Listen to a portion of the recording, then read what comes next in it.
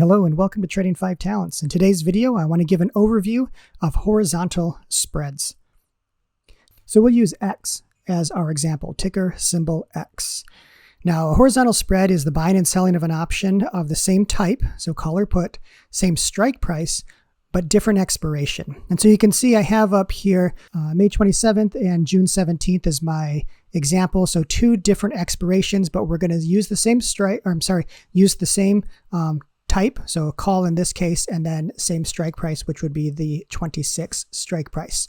So where do horizontal spreads get their name? So if you remember from the vertical spread naming convention, it was because of the location of the strikes in the options chain. They were vertical. But here, because we are keeping the same strike price, but we're altering the expiration date, these are going to be referred to as horizontal spreads because of the location of the expiration date in the options chain. Now, when you enter a horizontal spread, the most common way to do it is via a debit. So you're going to pay to get into this trade. It's not very common to set it up as a credit. So I'm just going to go over the debit portion of the trade. That is going to be a long horizontal spread as opposed to a short horizontal spread. You can either use calls or puts. And it's generally a neutral strategy, meaning you don't want the stock to change that much. You think that this is going to be a very stable underline. And so because there's not dramatic price moves, this is when it's going to be the most profitable. So other names for horizontal spreads include calendar spreads, which are probably the most common, a time spread or a counter spread. But what I've seen most generally, whether on videos or articles, is going to be a calendar spread, horizontal spread probably being a close second, time spread being third, and then counter spreads. I don't usually see that very often. So let's look at the example using the ticker symbol X. So remember this schematic. The horizontal white line is our price, moving from low on the left to high on the right. And then this vertical dotted line is the current market price of those shares.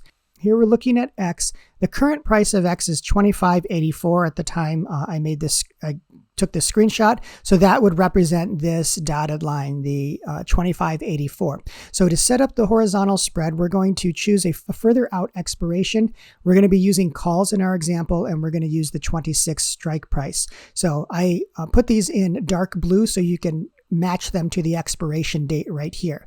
All right, so we've got our 26 call. Again, a green icon here, and we are on the long side of the price line. So we are buying a call at the 26 strike price, expiration date of 6/17. So the second half of this spread is going to be a short call at this 26 strike price, but we're going to have a different expiration date. And so here, our expiration date is 5/27. So you can see that here, 5/27, we are selling a call at the same strike price. So you can see these are in orange, as is this expiration date. So same strike price, same option type call, but different expiration dates. So this is how a horizontal spread is set up. Okay, if we take a look at the summary, we can see in orange, we are selling this 26 call, 5/27 expiration. That's this one down here. Let me just link these two. So this one right here, this is our short or our sold call. And then we have our long call. This is the one here in blue, and that is for 6/17. So we've got a total cost of 72 cents or $72 after multiplying by 100. And the reason is because our long call actually cost more, $2.33, than what we received in premium from our short call, $1.61. So the difference is a net debit for this trade. So let's take a look at the profits and losses. Again, because these are spread trades, profits and losses are going to be capped. And with a horizontal or a calendar spread, the max profit is achieved if the stock price equals the strike price of the front month expiration. So in our example here, the max profit is going to be if X was at $26 by 5/27. That's when our max profit would be achieved. So the max profit can't be calculated accurately because it will change because of the two different expiration dates. But as we saw in our summary, as of right now, the max profit was, or at least when I took the screenshot, it was $104.10. And we'll take a look at it on OptionStrat as well.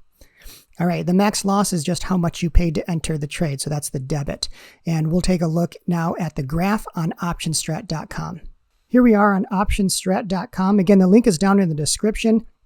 I'm not affiliated with this site at all. I'm only using the free version of the site. I'm not a member. I'm not paying anything. And what I use this for is for this build a strategy. So I just come over here to build and hover over it. And then I'm going to be looking for a call calendar spread right here. And what's nice about this website is you can look at all these different types of option plays. I mean, they're categorized as categorized as novice, intermediate, advanced, and then expert. So the novice, as you can see, these are what we do with the wheel strategy, the covered call and the cash secured put. Very easy to understand, very simple to run. Intermediate trades, and this is where a lot of these spread trades are, and of course some advanced trades. But right now we're looking at a call calendar spread, and as you hover over each of these types of trades, you can see a summary of what that trade looks like, what the profit and loss graph looks like as well. So let's click on calendar spread, and we are going to go to ticker symbol X, United States Steel. Okay, so we want to set it up just the way we had it in our example. And these were the 26 calls. So I'm just going to move these both to the 26 calls. For this 610 expiration, we actually had it as 617. The 26 calls, short and long, different expiration dates. So this is a call calendar spread. And this is what it looks like at expiration, the profit and loss. So obviously green is profit, red is loss. We can take a look to see the fuller picture of what a calendar spread profit and loss looks like. I'm just increasing the chart range down here on the bottom left, just so you can see where the losses occur. So because this is a neutral strategy, as you can see from this graph, we want the stock price, which is here in this dotted line, we want it to stay relatively the same. We don't want it to go down dramatically because we're going to lose. We don't want it to go up dramatically because we're going to lose. So as of today, as of making this video, the max profit is $107.91. Our max loss is the debit that we paid to get into the trade, which was $69 in this example. It's going to be a little bit different than what I showed in the screenshots of the broker, just because that was taken a different day. So let's go back in time down here in the days till expiration. You can see if we start here on Tuesday, May 10th, our first expiration is May 27th. So this is what the calendar spread would look like as of right now. And so as long as the price stays the same over time, as we get closer and closer to that first expiration, we want that price to be as close to the short call as possible. Remember, these strikes are $26.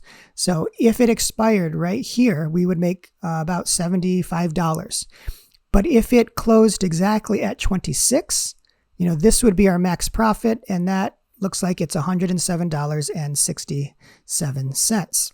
Getting it exactly right there, so guessing that closing price at expiration, several weeks out, that would, be nearly impossible. But you can see where the calendar spread makes money as long as the stock doesn't move too much. So once again, you can play around with this in OptionStrat to see if this is a strategy you like, or you can explore other strategies, changing expiration dates, changing strike prices. But this is how a calendar spread is set up. So let's go back and finish the summary of this type of trade. All right, the advantages of horizontal spreads or calendar spreads. First of all, the advantages is, once again, because it's a spread, it's great for smaller accounts. As you saw from the debit, it doesn't cost a lot of money to enter these trades. It's much cheaper than just, usually just buying a put or buying a call and then having to be right on the direction. Calendar spread is a completely neutral strategy, which is another advantage.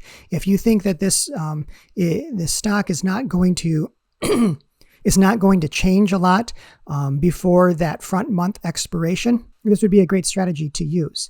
It's best for low IV stocks. So these are stocks that don't have a very high implied volatility.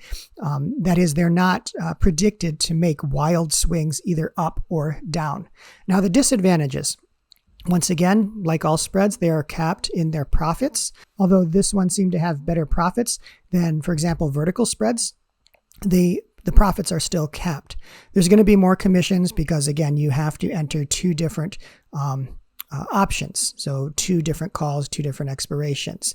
Large moves have a negative impact. As we saw from that profit and loss graph, I would not play this during an earnings season because earnings typically can move a stock either up really wildly or down wildly, and you don't want that if you're going to be using a horizontal or a calendar spread.